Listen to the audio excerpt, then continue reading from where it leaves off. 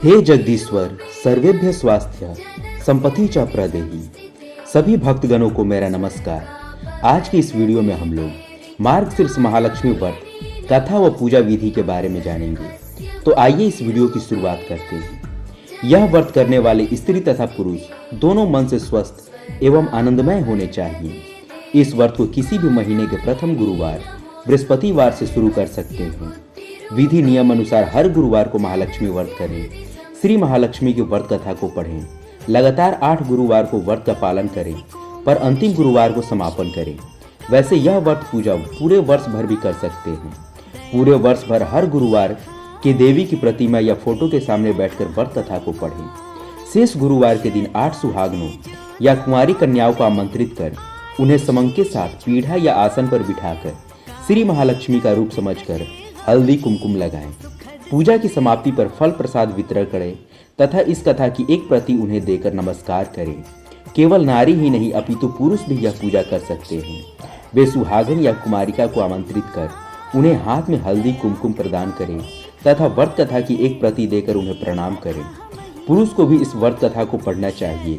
जिस दिन व्रत हो उपवास करें, दूध फलाहार करें, खाली पेट ना रहें, रात को भोजन से पहले देवी को भोग लगाएं एवं परिवार के साथ भोजन अवश्य करें। पद्म पुराण में यह व्रत गृहस्थ जनों के लिए बताया गया है। इस पूजा को पति पत्नी मिलकर कर सकते हैं। अगर किसी कारण पूजा में बाधा आए तो औरों से पूजा करवा लेनी चाहिए, पर खुद उपवास अवश्य करें। उस गुरुवार को गिनती में ना लें। अगर किसी दूसरी पूजा का उपवास गुरुवार को आए तो भी यह पूजा की जा सकती है। दिन रात में भी पूजा की जा सकती है। दिन में उपवास करें तथा रात में पूजा के बाद भोजन अवश्य कर लें। इस व्रत कथा को सुनने के लिए अपने आस पड़ोस के लोगों को, रिश्तेदारों को तथा घर के लोगों को बुलाएं। व्रत कथा को पढ़ते समय शांति तथा एकाग्रता बरतें। अगहन मार्गशीर्ष के पहले गुरुवार को व्रत शुरू करें तथा अंतिम गुरुवार को उसका समापन करें। अगर माह में 5 गुरुवार आए तो 5 गुरुवार को उस दिन अमावस्या या पूर्णिमा हो तो भी पूजा करें। अब हम लोग मार्गशीर्ष महालक्ष्मी व्रत कथा को ध्यानपूर्वक सुनते हैं। भारतवर्ष के सौराष्ट्र देश में द्वापर युग की यह कहानी हुई है। सौराष्ट्र में उस समय भद्रश्रवा नाम के राजा थे। वे बड़े पराक्रमी राजा थे। उनकी रानी का नाम सूरजचंद्रिका था। रानी दिखने में सुंदर और सुलक्षणा थी तथा पतिव्रता थी। उन दोनों को 7 पुत्र तथा उसके बाद एक कन्या का वरदान मिला था। कन्या का नाम श्यामबाला था। एक बार महालक्ष्मी जी के मन में आया कि जाकर उस राजा के राजप्रसाद में रहें। इससे राजा को दुगुनी धन दौलत की प्राप्ति होगी और वह इस धन दौलत से अपनी प्रजा को और सुख दे पाएगा। गरीब के घर अगर रहें और उसे धन दौलत प्राप्त हो तो वह स्वार्थी की तरह केवल अपने ऊपर ही खर्च करेगा। यह सोचकर श्री महालक्ष्मी जी ने बूढ़ी ब्राह्मण स्त्री का रूप धारण किया। हाथ में लाठी लिए लाठी के सहारे रानी के द्वार तक पहुंची। यद्यपि उन्होंने बूढ़ी औरत का रूप धारण किया था, पर उनके चेहरे पर देवी का तेज था। उन्हें देखते ही एक दासी सामने आई।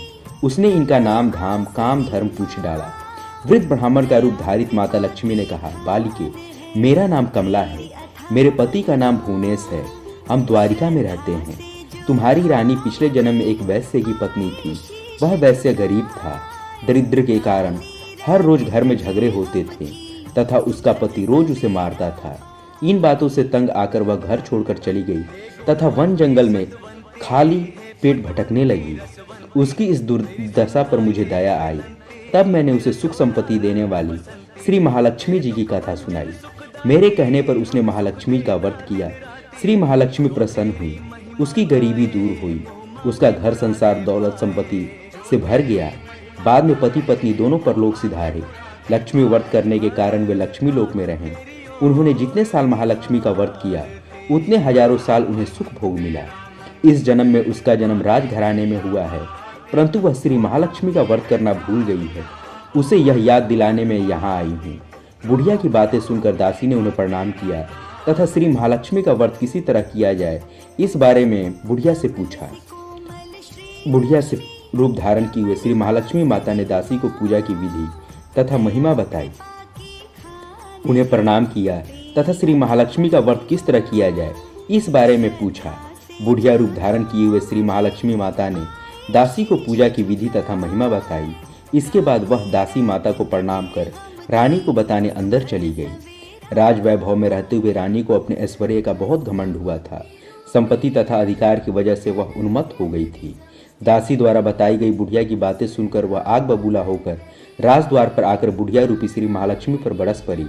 उसे यह मालूम नहीं था कि श्री महालक्ष्मी माता बुढ़िया का रूप धारण किए हुए द्वार तक आई हैं, परंतु रानी का इस कदर रुख बर्ताव तथा अपना अनादर देखकर माता ने वहां ठहरना ठीक ना समझा। वे वहां से चल पड़ी। राह में उन्हें राजकुमारी श्यामबाला मिली। उन्होंने श्यामबाला को सारी बातें बताई। श्यामबाला ने अपनी ओर से श्री महालक्ष्मी माता से क्षमा मांगी। माता को उस पर दया आई। उन्होंने श्यामबाला को श्री महालक्ष्मी व्रत के बारे में बताया। उस दिन अगहन मार्गशीर्ष का माह का पहला गुरुवार था। श्यामबाला ने परम श्रद्धा से श्री महालक्ष्मी का व्रत रखा। फलस्वरूप राजा सिद्धेश्वर के सुपुत्र मालाधार से उसका विवाह हुआ। वह धन दौलत ऐश्वर्य वैभव से मालामाल हो गई। पति के साथ ससुराल में आनंद से दिन बिताने लगी। इधर श्री महालक्ष्मी का रानी पर प्रकोप हुआ। फलस्वरूप राजा भद्रसर्वा का राज्य एवं राज कारोबार नष्ट हो गया। यहाँ तक कि खाने के लाले पड़ गए। ऐसी हालत में एक दिन रानी ने राजा से निवेदन किया, हमारा दामाद इतना बड़ा राजा है, धनवान है, ऐश्वर्यशाली है, क्यों ना उसके पास जाए, अपना हाल उसे बताए, वह जरूर हमारी मदद करेगा। इस बात पर राजा भद्रसर्वा दामाद के पास रवाना हुए। राज्य में पहुंचकर एक तालाब के किनारे थोड़ी देर विश्राम लेने के लिए ठहरे। तालाब से पानी लेने जाते समय दासियों ने उन्हें देखा। उन्होंने विनम्रता से उसकी पूछताछ की। जब उन्हें यह मालूम हुआ कि वे रानी श्यामबाला के पिता हैं, तो दौड़ते हुए जाकर उन्होंने रानी को सारी बातें बताई। रानी ने दासी के हाथ राजा परिधान भेजकर बड़े ठाट से उनका स्वागत तथा आदर सत्कार किया, खान पान करवाया। जब वे लौटने लगे तो सोने की मोहरों से भरा घड़ा दिया। राजा भद्रसर्वा जब वापस लौटे तो उन्हें देखकर रानी सूरज चंद्रिका खुश हुई। उन्होंने सोनों की मोहरों से भरे घड़े का मुंह खोला पर हाय भगवान, घड़े में धन के बदले कोयले मिले। यह सब श्री महालक्ष्मी के प्रकोप से हुआ। इस प्रकार दुर्दशा में और कई दिन बीत गए। इस बार रानी स्वयं अपनी कन्या के पास गई। वह दिन अगहन माह का अंतिम गुरुवार था। श्यामबाला ने श्री महालक्ष्मी का व्रत किया, पूजा की, अपनी माता से भी व्रत करवाया। इसके बाद रानी अपने घर आई। श्री महालक्ष्मी का व्रत रखने पर उसे फिर से अपना राजपाट, धन दौलत, ऐश्वर्य प्राप्त हुआ। वह फिर से सुख शांति आनंदमय जीवन बिताने लगी। कुछ दिनों बाद राजकन्या श्यामबाला अपने पिता के घर आई। उसे अपने घर देखकर सूरज चंद्रिका को पुरानी बातें याद आई। यही कि श्यामबाला ने अपने पिता को घड़ा भर कोयला दिया था और उसे तो कुछ भी नहीं दिया था। इसी कारण श्यामबाला को पिता के घर आने पर उसका कोई आदर आतिथ्य नहीं हुआ, बल्कि अनादर हुआ। पर उसने इस बात का बुरा नहीं माना। अपने घर लौटते समय उसके पति ने पूछा, अपने मायके से क्या लाई हो? इस पर उसने जवाब दिया, वहाँ का सार लाई हूँ। पति ने पूछा, इसका मतलब क्या हुआ? श्यामबाला ने कहा, थोड़ा धीरज रखो, सब मालूम हो जाएगा। उस दिन श्यामबाला ने सारा भोजन नमक डाले बिना बनाया और परोसा। पति ने खाना चखा। सारा खाना नमक बिना था, इसलिए स्वाद न आया। फिर श्यामबाला ने थाली में नमक डाला। इससे सारा भोजन स्वादिष्ट लगने लगा। तब श्यामबाला ने पति से कहा, यही है वह मायके से लाया हुआ सार। पति को उसकी बात सही लगी। फिर वह दोनों हंसी मजाक करते हुए भोजन करने लगे। कहा गया है कि इस तरह जो कोई श्रद्धा भाव से श्री महालक्ष्मी जी की पूजा करता है, उसे माता की कृपा प्राप्त होती है, सुख संपत्ति शांति प्राप्त होती है, सभी मनोकामनाएं पूर्ण होती हैं। परंतु यह सब प्राप्त होने पर माता की पूजा को भूलना नहीं चाहिए। हर गुरुवार को व्रत पाठ अवश्य करना चाहिए। इस तरह श्री महालक्ष्मी की महिमा भक्तों की मनोकामनाएं पूर्ण करती हैं। धन्यवाद।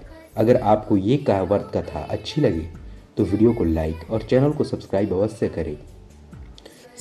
महालक्ष्मी की कृपा हम सभी भक्तों को मिली है। धन्यवाद। श्री महालक्ष्मी की कृपा हम सभी भक्तों